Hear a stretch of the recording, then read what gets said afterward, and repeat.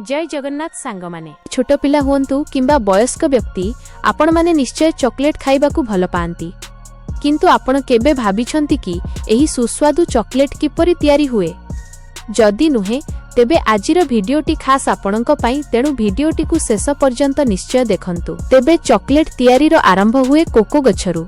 एही गछरे बड़ बड़ कोको फल लागि थाए। फल पाची गला परे चासी माने एहाकु संग्रह करंती एवं भितरे थिबा कोको बीन बाहर करंती। एही कोको बीन गुडी को किछि दिन पर्यंत एक विशेष प्रक्रिया माध्यमरे रखा जाय जहाकु फर्मेंटेशन कुहा जाय। एही पदक्षेप द्वारा चॉकलेट स्वाद और सुगंध विकास करिबारे सहाय्य करे। तापरे बीन गुडी को सूर्य किरण रे भल भाबरे सुखा जाय।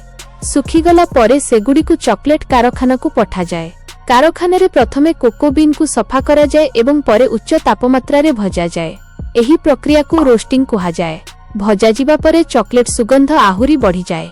एहा परे बीन गुडी को एक बड़ मशीन रे पिसा जाय एवं एथिरु एक बहळ पेस्ट तयारी हुए जहाकु कोको पेस्ट किंबा कोको लिकर कुहा जाय। एहा परे एही पेस्ट रे चीनी, मिल्क पाउडर एवं कोको बटर मिसा जाय।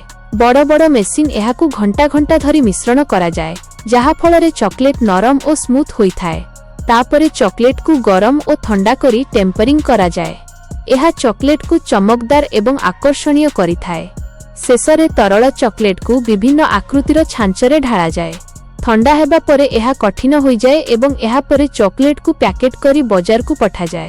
एक रोचक तथ्य हेउछि आमे खाउथिबा एक छोट चॉकलेट बार तयारी करिबा पई अनेक कोको बीन आवश्यकता पड़े। तेबे सांग माने एहा थिला चॉकलेट तयारीर संपूर्ण प्रक्रिया। आशा करूछि आपण माननकु एही तथ्य भल लागिथिबो ओ किछि शिखिबा पई मिलिथिबा भिडियोटी भल लागिथिले लाइक करंतु, शेयर करंतु एवं आम चैनल को सब्सक्राइब करंतु। धन्यवाद।